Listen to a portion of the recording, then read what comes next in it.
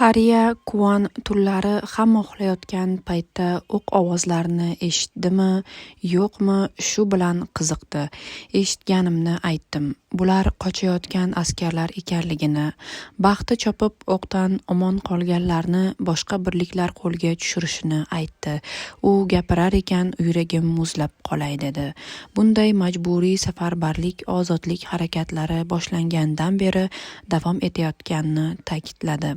U o'ziga biriktirilgan askarlar bilan Jiangchiga qarab ketar ekan, qochib qolgan, ammo oradan bir necha kun o'tib Fujian tomonga borayotgan birlik tomonidan qaytadan askarlikka olingan edi. O'shandan beri oradan 6 yil o'tgani, haliyam askarligini aytdi, biroq shu kungacha yaponlar bilan jang qilmabdi. Faqatgina kommunist partizanlar guruhiga qarshi kurash olib borgan edi. Majburiy askarlik paytida 7 marotaba qochishga uringan va har safar boshqa birliklar tomonidan qo'lga olingandi. Oxirgi martasida uyiga 50 kilometr qolganda hozirgi birlikka duch kelib qolgani va yana armiya safiga qabul qilinganini ham hikoya qilib berdi. Qochish ham jonimga tegib ketdi to'g'risi, dedi u so'zining yakunida. Yangtze daryosidan kechib o'tganimizdan so'ng paxtadan tikilgan libos kiydik. Daryodan o'tganimizdan keyin qochish istagim so'ndi. Uydan uzoqlashganim sari jasoratim ham kamayib borardi. Bizning birligimizda 15-16 yoshlardagi 12 nafar o'spirin ham bo'lib, ularning orasida Tsiansu provinsiyasidan Chunsheng ismli bor edi. Qachon qarama shimoldagi urush haqida betinim savol berardi. Men u yerda urush bo'layotganini aytardim, ammo aslida o'zim ham bexabar edim. Har qanday askar kun kelib albatta urushga kirishini bilardim. Chunsheng bilan juda yaqin edik, hamisha yonimda edi.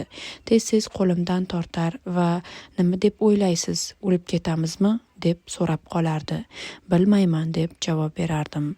Qachon shu savolni bersa, yuragimga anduh cho'kardi.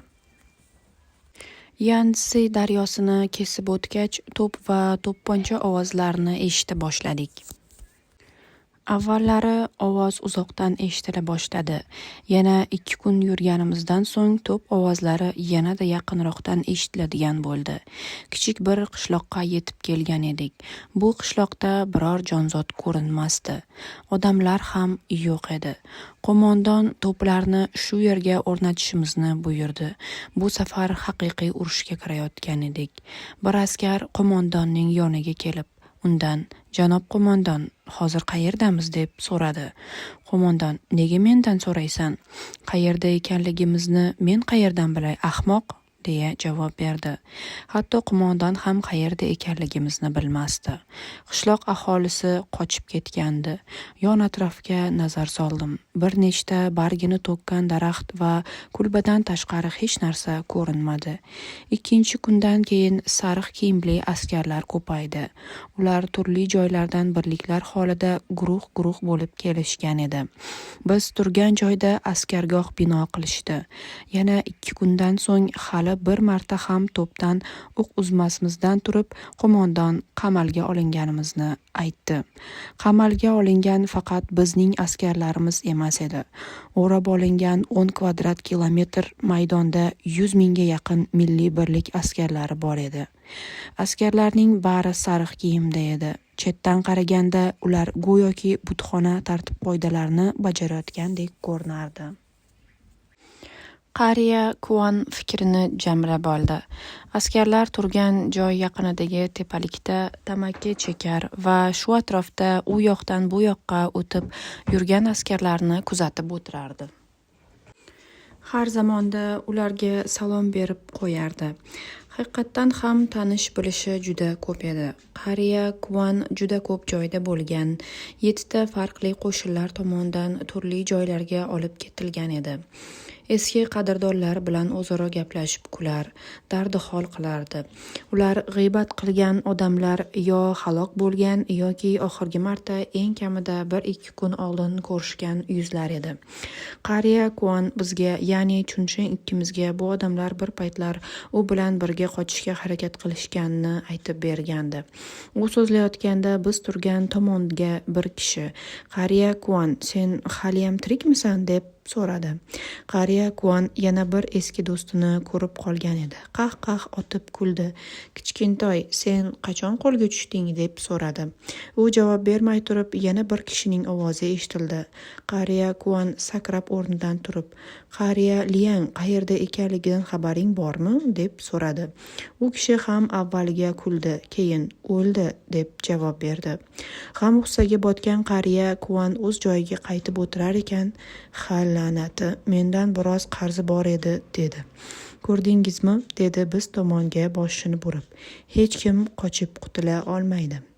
Avvaliga ozodlik armiyasi faqatgina atrofimizni o'rab olgan edi.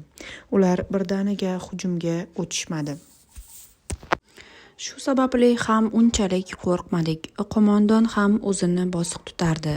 Bosh qo'mondon Chan Kayshi tank jo'natib bizni qutqarib olishini ta'kidlardi. Keyinchalik miltiq va to'plar ko'z oldimizda o'z hunarlarini ko'rsata boshladi. Shunda ham qo'rquvga tushmadik. Faqat yuragimiz siqilardi xolos. Qo'mondon haliyam to'plarni ishga tushirishga buyruq bermadi. Rutbasi kattaroq bo'lgan bir askar front chizig'ida jang olib borayotgan askarlarimiz qon to'kib o'z jonlarini fido qilayotgan bir paytda biz bu yerda qo'l qovushtirib o'tirishimiz bema'nilik ekanini aytardi. U qo'mondonning oldiga borib, "Hech bo'lmaganda bir nechta to'p otsak bo'lmaydimi?" deb so'radi. Qo'mondon o'sha paytda panaroq joyda qimor o'ynayotgan edi. Jahl bilan ortiga o'girilib, "To'plardan o'q uzaylik, shundaymi? Qaysi tomonga qarab otamiz? Shuni ham aytarsan balki." Qo'mondon juda muhim savol bergan edi. Jang qilayotgan askarlarimizni o'ldirib qo'ysak nima bo'ladi? Oldinda jang olib borayotgan askarlar tez-tez kelib bizni ogohlantirib ketishardi. Bu o'yin emas. Qo'mondon buyurgandek pana joyga kirib, o'sha yerda kutishimiz kerak. To'plardan o'q uzishdan tashqari istagan hamma narsani qilishimiz mumkin edi. Bir qancha vaqtdan beri qamalda bo'lganimiz uchun oziq-ovqat va o'q-dorimiz tugash arafasida. Agar biron samolyot ko'rinib qolsa, milliy birliklar mo'r malaxday bir joyga to'planib olishardi. Hech kim osmondan tashlangan o'q-dori qutlarga qiyo boqmas. Hamma guruch xaltalarga qarab o'zini urardi. Samolyot uchib ketgach, askarlar guruch xaltalarini pana joylarga tashiy boshlashardi. Ikkita askar qopchiqlarni tashir, yonidagilar esa ularni himoya qilish maqsadida osmonga qarata o'q uzishardi. Shunday qilib askarlar tarqab ketar va pana joylarga bekinib olishardi. Oradan ko'p o'tmay milliy birliklarning askarlari pana pastqam joylardan turib, yalang'och bo'lib qolgan daraxtlar va uylar tomon hujum qila boshladi. Askarlar yon atrofdagi qamush kulbalarga tirmashib, ularni yer bilan yakson qilib, daraxtlarni ayovsiz kesishardi. Bu ham urushning bir turi. Bu harakatlardan chiqayotgan shovqin frontdan kelayotgan qurol tovushlarini bosib yuborish uchun yetarli bo'ldi. Bir necha soat ichida jamiki uy buzilib, barcha daraxtlar kesib tashlandi. Ortda qolgan yagona narsa kun-payakun qilingan yerlarda uylardan buzib olingan yog'och, taxta va shox-shabbalarni yelkalarida tashiyotgan askarlar bo'ldi. Ular pana joylariga qaytib kelishgach, guruch pishirishga tushib ketishdi. Chor tarafni osmonga burqsib ko'tarilayotgan tutun qoplab oldi. O'sha paytlarda eng mo'l-ko'l narsa qurol-yarog' edi. Qayerga yotsangiz yoting, yonboshingizga o'q-dori botib og'riq berardi. Atrofdagi uylar xarobaga aylantirilgandan so'ng, askarlar dalalarga bostirib kira boshladi. Ular xanjarlari bilan qovjiragan o'tlarni kesardilar. Bu yerdagi holat xuddi dehqonlar guruch somonlarini yig'ayotgan manzaraga o'xshardi. Ba'zi askarlar hatto daraxtlarning tomirini qazib chiqarishar, terlab pishib ishlashardi. Boshqalari hatto qabrlarni ham qaziy boshlagandi. Vafot etganlarning suyaklarini tobutlardan chiqarib, qayta dafn etish o'rniga bir chekkaga uloqtirib ketishardi. Tobutlardan olov yoqish uchun foydalanishardi. Shunday holat yuzaga kelgan ediki, hech kim o'liklarning suyaklaridan qo'rqmaydigan bo'lib ketgandi. Kechalari ular bilan yonma-yon yotsak ham hech kim yomon tush ko'rmasdi. Shunchalar ko'p guruch bor ediki, hatto uni pishirish uchun o'tin yetishmas edi. Endi birorta askar guruch deb janjal ko'tarmaydigan bo'lgandi. Aslida qariya Kuan, Chuansheng va men ustida yotamiz degan maqsadda yerto'laga keragidan ortiqcha xalta olib kelgan edik. Shunday qilsak, dorilar tanamizga botib azob bermasdi. Olov yoqish uchun hech narsa qolmadi. Biroq bosh qo'mondon haligacha bizni qutqarishga kelmagandi. Samolyotlar endi guruch emas, balki non yetkazib berish bilan shug'ullana boshladi. Non xaltalari yerga tushdi deguncha o'z hissalarini olib qolishni istagan askarlar o'ylanib o'tirmay yopirilishardi. Bir-birlarining ustiga chiqib olib, non talashishlari onamning somon kovushlarini ustma-ust taxlab qo'yishini eslatardi. Ularning hayqiriqlari ham vahshiy hayvonlarning ovozidan farq qilmay qo'ydi. Qariya Kuan ham, "Qani turinglar, bizlar ham o'z haqqimizni olaylik", dedi. Bu holatda faqat shu yo'l bilangina biror narsani qo'lga kiritish mumkin bo'lardi. Ko'chaga sudralib emaklab chiqdik. Men o'zimga bir tomonni belgilab oldim. Yonginamizdan to'pponcha va miltiq sadolari eshitilar. Daydi o'qlar boshim uzra vizillab uchib o'tardi. Bir safar bir xalta non uchun yugurib borar ekanman, yonimda chopib borayotgan askar qo'qqisdan yerga yiqilib tushdi. Ochlikdan hushidan ketdi deb o'yladim, biroq ortimga o'girilib qarasam, boshining yarmi yo'q edi. Shunchalar qo'rqib ketdimki, oyoqlarim o'zimga bo'ysunmay qoldi. Titrab qaqshagancha yerga o'tirib qoldim. Nonga ega bo'lish uchun kurash guruch olishdan ko'ra mashaqqatliroq holga kelib qolgandi. Aytishlaricha, milliy birliklar kun sayin ko'proq askar yo'qotishda davom etardi. Faqatgina osmonda samolyotlar ko'ringandagina pusib yotgan joylardan chiqib qolishardi. Go'yoki qaqrab yotgan dalada birdaniga o't-o'lan o'sib ketgandek edi. Non xaltalari yerga tushgach, pastdagi askarlar o'ngu so'lga chopar, tushayotgan parashyutlarga talashishardi. Non xaltalari unchalik ham chidamli emas, shu sababli pastga tushdi deguncha yirtilib ketardi. Bir necha 100 kishi birdaniga bitta nuqtaga qarab chopib qolardi. Hali manzilga yetib bormay turib, ba'zi askarlar bir-birlari bilan to'qnashar, ba'zilari hushdan ketib yiqilardi. Bir marta men ham non olishga harakat qilib ko'rdim, ammo natijasi jarohat olishim bilan yakunlandi. Go'yoki kimdir meni yaxshilab bog'lab, qamar bilan o'lgudek savalagandek edi. Boshpanaga qaytib kelganimda qariya Kuan shu yerda o'tirardi. Yuz ko'zi ko'karib ketgan, ammo hatto menchalik ham non ololmagandi. 8 yildan buyon armiyada xizmat qilib kelayotgan bu qariya qalbi toza inson edi. Non burdalarini menikining ustiga qo'yib, "Chunsheng kulguncha kutaylik, birga yeymiz", dedi. Tizzalab o'tirib boshimizni panadan chiqardik. Chunshengni topishga urinardik.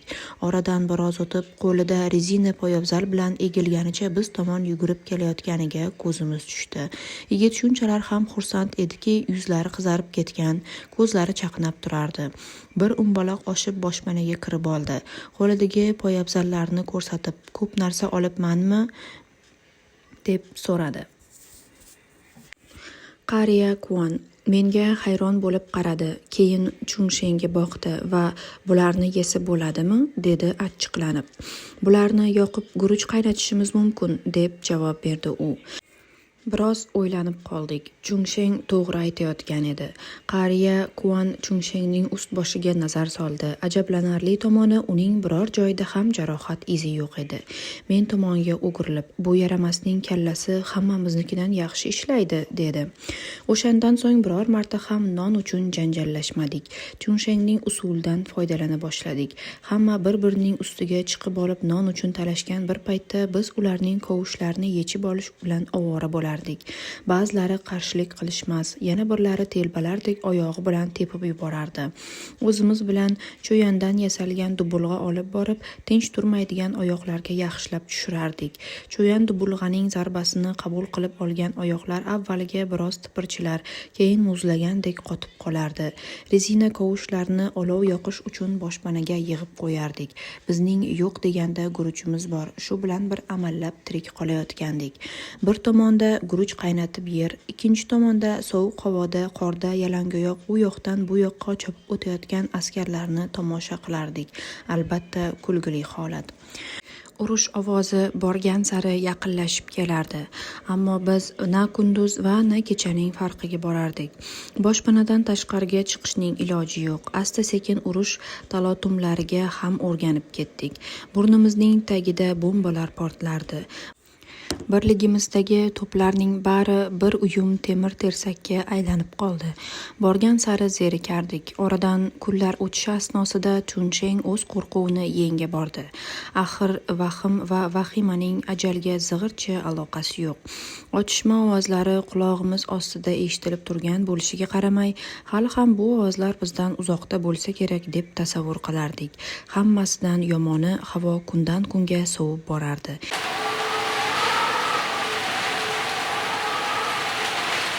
Kechalari faqatgina bir necha soat uxlay olardik. Keyin titrab qaqshab uyg'onib ketardik.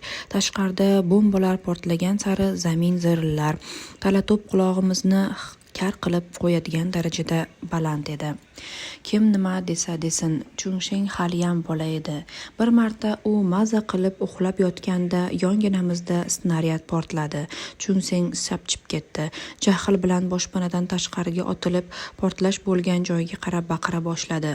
Ovozingni o'chiringlar, ablahlar, shovqindan uxlay olmayapman axir, la'natlar. Uni qo'lidan ushlab boshpanaga qaytarib olib kelishga harakat qilayotganimda havoda daydi o'qlar yomg'iri kezardi. Oldingi saflarda jang qilayotgan milliy birliklar adadi kun sayin ozayib borardi. Ochlikdan ichimizni it tatalmaguncha boshpanamizdan tashqariga chiqib biror yegulik topib kelishga jasorat topa olmasdik. Har kuni minglab askarlar yaralanardi. Bizning birligimiz orqa tomonga joylashtirilgani bois yaralanganlar uchun juda qulay makon edi. O'sha kunlarni boshpanadan chiqmay o'tkazdik. Orada bir boshimizni chiqarib qarar, zambilda tashlayotgan, qo'llari qo'porilgan yoki oyoqlari singan, jarohat olgan askarlarni tomosha qilardik. Oradan ko'p vaqt o'tmay uzundan uzoq zambil karvoni bilan jangda yaralanganlar guruhi olib kelindi. Ularni tashiyotgan askarlar bizning atrofimizdagi bo'sh joylarga qarab o'tib baqirishardi. Qani 1 2 3 degach zambilni ag'darib jarohat olganlarni go'yoki axlat tuqqandek yerga uloqtirishardi. Ular og'riqdan ingrardi. Bu ingroq va yig'i ovozlari bizgacha eshitilib turardi. Qariya kuvan zambillarni tashiyotgan askarlarga o'tib ketgach ortidan hayvonlar deb so'kardi. Yaralanganlar soni borgan sari ko'payib bordi. Oldingi chiziqda portlashlar davom etgan sayin bizning yonimizga zambil tashish yanada ko'paydi. 1 2 3 jarohat olganlarni yerga otishardi. Avvaliga ularni guruh qilib bir joyga yig'ishdi, ammo oradan ko'p vaqt o'tmay yaradorlar shunchalar ko'payib ketdiki, guruhlarni ajratib bo'lmay qoldi. Iztiroblar cho'qqisi aynan shu yerda edi go'yo. Umrim bo'yi bu ovozlarni unutmasam kerak. Chunsheng bilan birga ularga qarar ekanmiz, ayoz izg'irni ko'ksimizga yanada chuqurroq kirib borayotganini his etardik. Qariya Kuan bo'lsa achchig'i chiqib qoshlarini chimirib olardi. Bu urushga qanday dosh beraylik, qanday chidaylik, nima qilaylik? Tom ma'noda nochor edik. Kech kirgach qor yog'a boshladi. Portlashlar ovozi ancha tinchib qolgan. Tashqarida faqatgina o'z holiga tashlab qo'yilgan pajmurda askarlarning ingroqlari eshitilardi xolos. Ularning ovozi qahqaha va yig'i aralash qulog'imizga chalinardi. Chidab bo'lmas darajadagi dahshatli saslar. Umrim bino bo'lib o'shandan so'ng bundanda qo'rqinchliroq ovozni eshitmadim. Qor dastlab yomg'ir aralash yog'a boshladi. Xuddi sel quygandek hamma joyimiz shalabbo bo'lgandi. Keyin pag'a yog'a boshladi. Ust boshimiz ho'l, titrardik. Qor parchalari qo'limizga tushib asta erir, keyin yana shiddatliroq tus olardi. Shu asno yer qalin qor bilan qoplandi. Ochlik va sovuqdan titray uxlash uchun bir-birimizning pinjimizga suqilib oldik. Samolyotlar ham kamnamo bo'lib qolgan. Shu sababli yeyishga biror topish narsa ham amri mahol. Bosh qo'mondon Chan Kayshining bizni qutqarishdan umidimiz uzilgan. Undan ham yomoni bundan keyingi qismatimiz noma'lum edi. O'lamizmi, qolamizmi? Bir mahal Chunsheng meni turtkiladi. Fugui, uxlayapsizmi? Yo'q. Keyin qariya Kuanni ham turtkiladi, lekin u javob bermadi. Chunsheng yig'lagudek bo'lib, bu safar uddalay olmasak kerak, dedi. Ko'z yoshlarim yonoqlarimdan sizib oqayotganini sezib turibman. O'sha payt qariya Kuan og'zini ochib esnadi va odamni g'amgin qiladigan bunday narsalar haqida gapirmanglar deb koyib berdi. O'rnidan turib, yoshligimdan beri bir qancha janglarda bo'ldim. Har safar o'z-o'zimga yashashim kerak deb uqtirdim. Badanimda o'q tegmagan joy qolmagan, lekin o'ldira olishmadi. Chunsheng, o'lmasligingga ishonsang o'lmaysan albatta, dedi. U gapini tugatgach ancha payt hech kim lom-mim demadi. Uchalamiz ham o'z xayol dunyomizda kezardik. Men o'ylayotgan yagona narsa oilam edi. Fengxie quchog'ida Yuchin bilan uyimiz ostonasida o'tirganini tasavvur qildim.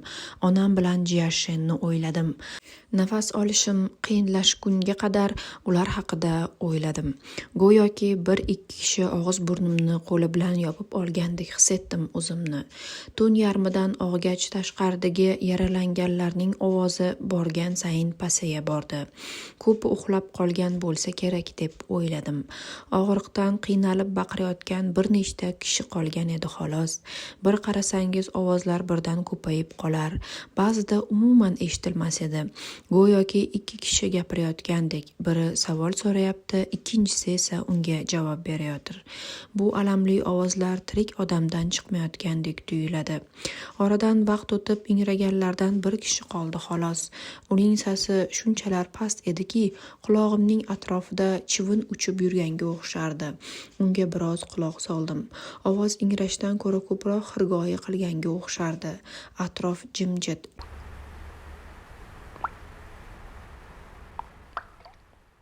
Juda sokin. Faqatgina o'sha ovoz eshitilardi. Ko'zimdan yosh quyilguncha uni tingladim. Yoshim qorga qo'shilib bo'ynimdan pastga qarab oqardi. Quyosh chiqqach ovoz umuman eshitilmay qoldi. Boshimizni chiqarib qaradik. Kechasi bilan ingragan askarlarning jonlari uzilgan edi. Ular yerda tarqoq yotishar, birovning ishi yo'q, yuzlari yupqa qor ko'rpasi bilan qoplangan. Boshpanada yashirinib tirik qolishning uddasidan chiqqanlar ma'nosiz ko'zlari bilan ularga qarab turardi. Birorta odam miq etmasdi. Hozirgi kungacha balki minglab jasad ko'rgan qariya Kuandek tajribali askar ham tilini yutib yuborganga o'xshardi. Nihoyat u chuqur xo'rsinib boshini sarak-sarak qildi va bizga qarab, bu juda vahimali holat, dedi. Qariya Kuan gapida davom etar ekan, tashqarida qor tagida yotgan askarlarning jasadlari tomon borardi. Engashib bir askarning yuzini o'girdi, keyin boshqasining. Bir jasadning ustidan unisiga sakrab o'tib borardi. Har bir askarning yonida o'tirib ustidagi qorni tozalardi. O'sha paytda yana to'p ovozlari eshitila boshladi. O'q yomg'ir yog'ildi. Biz turgan joyda o'qlarning vizillagan ovozlari yangrardi. Chunsheng ikkimiz o'zimizga keldik va qariya Kuanga qarata "Darrov ortingizga qayting" deb baqirdik. Qariya bizga o'girilib ham qaramadi. Yon atrofni ko'zdan kechirardi. Nihoyat o'rnidan turdi. Qayrilib biz tomonga kela boshladi. Kelarkan 4 ta barmog'ini yuqoriga baland ko'tarib, "Ularning 4tasini tanir edim", dedi. So'zini tugatib ulgurmasdan ko'zlari katta bo'lib ketdi va yerga quladi. Nima bo'lganini tushunmadik, ammo keyin havoda uchib yurgan o'qlarga ko'zimiz tushdi. Bor kuchimiz bilan unga qarab baqirardik: "Qariya, tezroq, tezroq!" Uni bir necha bor chaqirdik. Yerda harakatsiz yotganini ko'rib, endi kech bo'lganini tushunib yetdik. Qariyaga o'q tekkandi. Zudlik bilan boshpanadan tashqariga chiqib, u yotgan tomonga qarab chopdim. Yoniga yetib kelganimda orqasi qon ko'lmak bo'lgan ekan. Qarashlarim bema'no. Chunsheng tomonga qarab ho'ngrab yubordim. 2 kishi uni boshpanaga olib o'tar ekanmiz, daydi o'qlar yon atrofimizdan vizillab o'tib turardi. Boshpanaga yetib olgach qariyani yerga qo'ydik. Qo'lim bilan uchasdan oqayotgan qonni to'xtatishga harakat qilardim. Issiq qon barmoqlarim orasidan sizib o'tardi. Qariya Kuan ko'zlarini ochgandek bo'ldi. Bizga qaramoqchi edi, lablari titradi. Past ovozda "Bu yer qayer?" deb so'radi. Chunsheng va men atrofga qarash uchun boshimizni ko'tardik. Hatto qayerda ekanligimizni ham unutib qo'ygandik. Keyin yana unga qaradik. Ko'zlarini qattiq qisib, keyin qayta ochdi. Qora chiqlari kattalashgan, kulishga harakat qilgandek lablarini qimitib olgandi. Chalajon holatda, o'layotgan joyimning nomini ham bilolmadim deb pichirladi. Shu gapdan keyin qariya Kuan vafot etdi. So'nggi nafasdan so'ng boshi bir tomonga osilib qoldi, joni uzildi. Chunsheng ikkimiz bir muddat bir-birimizga qarab qotib qoldik. Avvaliga Chunsheng yig'lay boshladi. Uni ko'rib men ham ko'z yoshlarimni tutib tura olmadim. Keyin birlik qo'mondonni ko'rdik. Fuqaro kiyimida edi. Og'zigacha pul to'ldirilgan sumkani ko'tarib g'arb tomonga qarab borardi. O'z jonini qutqarish uchun harakat qilayotganini bilardik. Kiyimlari tagidan ham pullarni ayovsiz tiqib olgani sabab semiz xotinlarga o'xshab qolgan edi. Yosh askar unga qarata: "Janob qo'mondon, bosh qo'mondon Chan Kayshi bizni qutqaradimi?" dedi. Qo'mondon ortiga o'girilib: "Ahmoq", deb javob berdi. "Bunday paytda seni o'z onang ham qutqarmaydi. Nega o'zingni qutqarishga harakat qilmayapsan?" Yana bir askar unga qarata o'q uzdi, ammo nishonni to'g'ri ola olmadi. Nishonga tushib qolishi mumkinligini tushungan qo'mondon telbalarcha qocha boshladi. Avvalgi viqordan asar ham qolmagandi. Bir guruh askarlar qo'mondonni otib o'ldirish uchun miltiqlarga yopishdilar. Qo'mondon ko'ziga yosh to'lib, o'zini har tarafga otardi. Qorga botib qolar, yana turib qochishda davom etardi. To'p va miltiq ovozlari juda ham yaqinimizdan kelardi. Oldingi qatorda jang qilayotgan askarlarning qo'lankalarini ham ko'ra olardik. Porox tutuni aro yerga qulayotganlarning jasadlarini ko'rib turardik. Endi qo'limizdan hech narsa kelmaydi. Choshgohgacha men ham tirik qolmasam kerak deb o'yladim. O'q va snaryadlar aro kechgan bir oylik muddatdan so'ng o'limdan ham qo'rqmaydigan ahvolga kelib qoldim. Faqat bu tarzda qorong'ulikda o'lib ketish adolatdan emasligini o'ylardim. Onam va Jiashen qayerda o'lib ketganimni ham bila olishmasa kerak. Chunshengga qaradim, u ham menga o'girildi. Rangida rang qolmagan, haliyam qariyani ushlab o'tirardi. Chunshengning yuz-ko'zi shishib ketgunicha bir necha kun davomida xom guruch yedik. Tilini tashqariga chiqarib lablarini yaladi. Non yegim kelyapti. Shunday ahvolda edikki, na hayot va na mamot biz uchun muhim bo'lmay qoldi. O'limdan oldin bir burda non yesak baxtli bo'lishimiz uchun kifoya qilardi. Chunsheng o'rnidan turdi. Men uni daydi o'qlar haqida ogohlantirib ham o'tirmadim.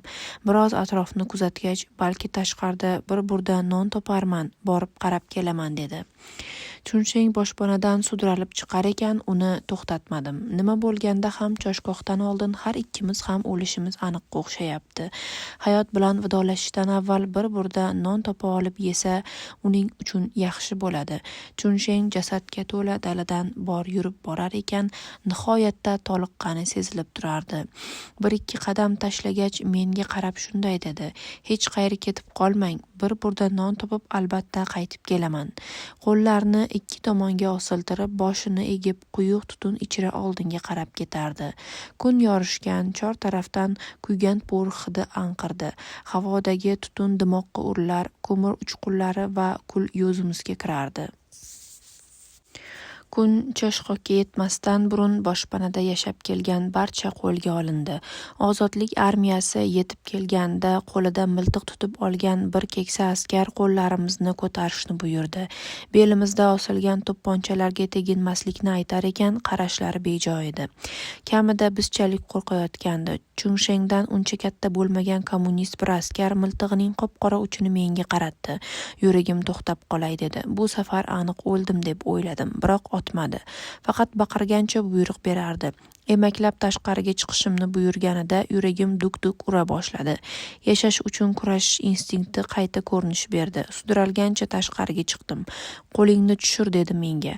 Qo'llarimga qo'shib qayg'u bosgan yuragimni ham tushirdim.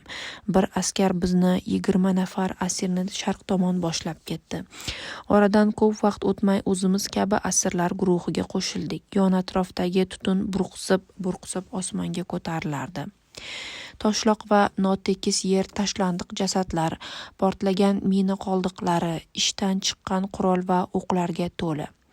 Olovdan qorayib ketgan yuk mashinasi haliyam yonayotgandek ovoz chiqarardi. Biroz yurgach shimoldan kelayotgan 20tacha ozodlik armiyasi askariga ko'zim tushdi. Qo'llarida issiqqina non ko'tarib biz tomonga kelishardi. Nonga ko'zim tushishi bilan so'lagim oqdi. Bizni nazorat qilib kelayotgan askar bir qator bo'lib saflan deb amr etdi. Bizga ovqat bersalar kerak deb hech ham o'ylamagandim. Qani edi? Hozir Chunsheng ham shu yerda bo'lib qolsa, tirik yoki o'lgandan bexabar har tarafga alanglab boqardim. Navbatda turganlar 20 kishidan ko'proq edi. Har birimizga 2 tadan non berishdi. Bunchalik ko'p odamning bir joyda non yeyotganini chiqargan ovozini hayotimda ilk marta eshitdim. Bu 100 tadan ko'p cho'chqaning birga yemish yeyishida chiqadigan ovozdan ham balandroq edi. Hamma juda tez yerdi. Bir necha asir yo'tala boshladi. Har bir hamrohidan ham qattiqroq yo'talayotgandek edi. Ayniqsa yonimdagi odam juda qattiq yo'tala boshladi. Shunchalikka yetdiki, ko'zlaridan yosh chiqib ketdi. Hatto qo'li bilan meni ushlab oldi. Ba'zilarning tomog'iga non tiqilib qolgandi. Boshlarini ko'kka ko'targancha qimir etmay osmonga qarab turishardi. Ertasi kuni ertalab hammamizni bo'sh dalaga olib chiqishdi. 2 stolning ro'parasida tekis navbat hosil qilgan holda yerga cho'kkalab o'tirardik. Lavozimi yuqori bo'lgan askar bizga so'z qota boshladi. Avvalga butun Xitoy yerlari qanday qilib ozodlikka erishishi haqida so'zladi. Keyin ozodlik armiyasiga qo'shilishni istaganlar o'tirgan joyidan jilmasin.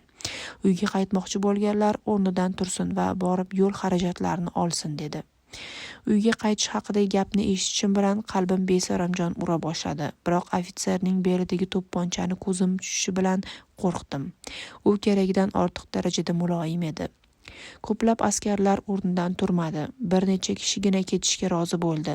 Stol yoniga borib yo'l xarajatlarini olishdi. Ofitser esa ularga qarab turardi. Pul va safar qog'ozini olgan odam yo'lga tushayotgan edi. Ichimdan bir ovoz hozir o'sha ofitser ham boshqa qo'mondonlardek to'pponchasini chiqarib ketayotganlarni otib tashlasa kerak derdi. Biroq ular uzoqlashdilar. Hamki qo'mondon to'pponchasiga qo'l uzatmadi. Ozodlik armiyasi asirlarni haqiqatdan ham uylariga jo'natishga rozi bo'lganini o'ylab meni qayg'u bosdi. Bu kunlardan so'ng urushning nima ekanligini juda yaxshi anglab yetgandim. Bundan keyin aslo jang qilmaslikka so'z berdim. Uyga qaytib borishni istardim. O'rnimdan turib ofitserning yoniga bordim. Tiz cho'kib yosh boladek yig'lay boshladim. Avvaliga unga uyga borishni istayotganimni aytishni rejalashtirar edim. Biroq bu so'zlarni tilimga chiqarishga qo'rqib qaltirar edim. Faqatgina janob komissar deya olardim xolos. Og'zimdan boshqa narsa chiqmadi. Komissar meni yerdan turg'azib nima xohlashimni so'radi. Biroq men unga janob komissar der va yig'lashda davom etardim. Yonimda turgan ozodlik askarlaridan biri, u polk komissari deya gapimni to'g'irladi. Uni eshitib yuragim yorilay dedi. Nima qilishni bilmay qoldim. Ortimda yerda o'tirgan asirlarning qah-qah otib kulayotganlarini eshitib turardim. Polk komissari ham ularga qo'shilib kulardi. Menga qarab nima demoqchisan? Gapir dedi. Shundan so'ng biroz o'zimga keldim va qo'mondonga uyga qaytishni xohlayman dedim. Ozodlik armiyasi uyimga qaytishga ruxsat berdi va hatto yo'l xarajatlari uchun ham pul berishdi. Janubga uyimga qarab chopdim. Och qolganimda ozodlik armiyasi bergan yo'l xarajatlaridan kam sarflab biror narsa olib yer edim. Charchagan paytimda tekisroq joy topib yotib dam olardim. Uyimni shunchalar sog'ingan edimki, sabr bardoshim qolmagan edi. Oilam bilan qayta uchrashadigan onni, onamni, Jashen va bolalarimni o'ylaganim sari ko'z yoshim daryo bo'lib oqar. Ba'zan tabassum ham qilardim. Surgunlik hasrati haqida o'ylamasdan janubga qarab yurishda davom etdim. Yangtze daryosiga yetib borganimda ko'rdimki, janub haliyam ozod qilinmagan edi. Ozodlik armiyasi qo'shinlari daryodan o'tishga hozirlik ko'rayotgan edilar. Daryodan o'ta olmay yana bir necha oy shu yerda qolib ketdim. Ochlikdan o'lmaslik uchun ishlashim kerak edi. Ozodlik armiyasiga eshkakchilar kerakligini eshitgandim. Men yaxshi eshkakchi edim. Bir paytlar boy badavlat ekanligimda faqatgina vaqtimni choq o'tkazish uchun qayiqqa o'tirib eshkak eshardim. Bir necha martalab ozodlik armiyasiga qo'shilib, daryodan o'tish uchun eshkak eshish haqida o'yladim. Chunki ular menga uyga qaytishim uchun yordam berishgandi. Ularning oldida o'zimni qarzdor his etardim. Biroq urushdan ham qo'rqardim. Oilamni qayta ko'ra olmasam, nima bo'ladi deb qayg'urardim. Jashen va oilam uchun qarzimni qaytarish emas, balki faqatgina ozodlik armiyasi menga yordam bergani uchun minnatdor bo'lish va ularni hamisha yodda saqlashni niyat qilgan edim.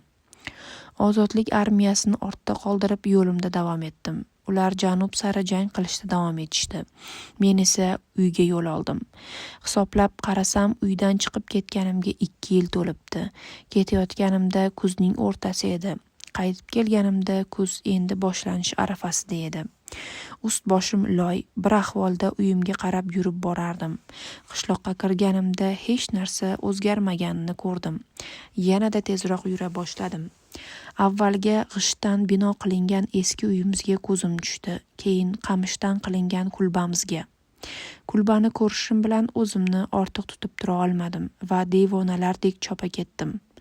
Qishloqqa kiraverishda 7-8 yoshlardagi qiz bola bilan 3 yoshlardagi o'g'il bola o't o'rayotgan edilar. Ust boshi bir ahvolda. Kiyimlari yirtilib ketgan qizni bir ko'rishda tanidim. U mening Fengxiyam edi. Yuchin yurar ekan. Biroz qiynalar. Fengxiya uning qo'lidan tutib borardi. Ular tomonga qarab, "Fengxiya, Yuchin" deb chaqirdim. Fengxiya eshitmadi, biroq Yuchin o'girilib qaradi. Yuchin menga qarar ekan, Fengxiya uning qo'lidan tutib turardi. Yana bir marta ovoz berdim. "Fengxiya, Yuchin." Bu safar Yuchin opasining qo'lidan tortdi. Fengxiya uni tinchlantirish uchun o'girilib men tomonga qaradi. Ularga qarab chopdim. Tiz cho'kib Fengxiyadan, "Qizim, meni eslay olasanmi?" deb so'radim. Fengxiyaning ko'zlari katta bo'lib ketgan edi. Menga tikilib qaradi, lablari qimirladi, ammo hech narsa demadi. "Men otangman, Fengxiya" dedim. Fengxiya kuldi, og'zini katta ochdi, ammo haliyam gapirmasdi. O'sha paytda nimadir muammo borligini payqadim, ammo so'rab o'tirmadim. U meni taniganini bilardim. Kular ekan, hamma tishlari to'kilib ketganiga ko'zim tushdi. Yuzini silash uchun qo'l uzatganimda ko'zlari porlab, yuzini qo'lim tomonga yaqinlashtirdi. Keyin Yuchinga qaradim. U albatta meni tanimasdi. Qo'rqib ketgandan opasining pinjiga siqilib kirgandi. Uni bag'rimga bosishga urindim, biroq mendan qochdi. Unga qarab, "Bolaginam, men sening otangman" dedim. Yuchin opasining orqasiga o'tib bekindi. Opasining qo'lidan tortib, "Opa, ketdik bu yerdan" deya boshladi. Xuddi shu payt ismimni aytib biz tomonga chopib kelayotgan bir ayolga ko'zim tushdi. U Jashen edi. Chopar ekan, bir u tomonga, bir bu tomonga yiqilib tushayotgandek shoshib kelardi. Yonimga kelib, "Fugui" dedi. Keyin yerga o'tirib olib baland ovozda yig'lay boshladi. "Nimaga yig'layapsan? Nima bo'ldi?" deb so'radim. Biroq unga qo'shilib o'zim ham yig'lab yubordim. Nihoyat uyimga yetib keldim. Jiyashin va bolalarim sog'-salomat ekanini ko'rib ko'nglim tinchidi. Bir-birimizni quchoqlab kulbamizga kelgach, onamni chaqira boshladim. Onajon, ichkariga kirdim, biroq onamni topa olmadim. Qotib qoldim. Ortimga qarab Jiyashindan, onam qayerda deb so'radim. Jiyashin javob bermadi. Ko'zlari yoshga to'lguncha menga tikilib turardi. Onam qayerga ketganini tushungan edim. Boshimni egib ostonada yig'lay boshladim. Onam men ketganimdan 2 oy o'tib vafot etibdi. Jiyashin onamning Fugui qimor o'ynagani ketgani yo'q, men bilaman deganini eslab gapirib berdi. Men haqimda aqalli kichik bir ma'lumot olish uchun kim bilsin, rafiqam necha marta shahargacha borgan ekan. Biroq unga hech kim majburiy tarzda qo'shin safiga olinganimni aytmagan. Jiyashinni yupatishga harakat qilgan onam hatto hayotdan ko'z yumayotib ham qayerda ekanligimdan bexabar bo'lgan. Fengxiyaning ahvoli ham achinarli. O'tgan yili issig'i ko'tarilib hushidan ketib gapira olmay qolibdi. O'shandan beri gapirmayotgan ekan. Jiyashin menga bularni aytib berar ekan, yig'idan o'zini to'xtata olmasdi. Ro'paramizda jimgina o'tirgan Fengxiya u haqida gaplashayotganimizni bilardi. Menga qarab shiringina kulardi xolos. Uni bu ahvolda ko'rib yuragimga tig' botgandek bo'ldi. Yuchin ham otasi ekanligimni tushungan, ammo hali biroz tortinib turardi. Uni quchog'imga olganimda onasi va Fengxiya tomon talpinardi. Nima bo'lishidan qat'iy nazar o'z uyimda edim. Ilk kecha qanchalik harakat qilmay sira ham uxlay olmadim. Jiyashin va bolalarimni o'ylab biroz siqildim. Qamish tomdan shamolning uvillashi eshitilib turar. Eshik tirqisidan ichkariga sizib kirayotgan oy nuriga qarab yotardim. Ichimda huzur va osoyishtalik hukmron edi. Birozdan so'ng Jiyashin va bolalarimni quchoqlab oldim. O'z uyimdaman dedim takror. Qaytib kelganimdan so'ng qishloqda yer islohati boshlanib ketdi. Bizga 3 sotiq yer ajratib berildi. Bu yer o'z vaqtida Longerdan ijaraga olingan edi. Longerning boshi g'uvillagan, yerlarning egasi u edi. Boy badavlat kishiga aylanganiga hali 4 yil to'lmasdan turib ozodlik armiyasi keldi va uning ham ishiga yakun yasaldi.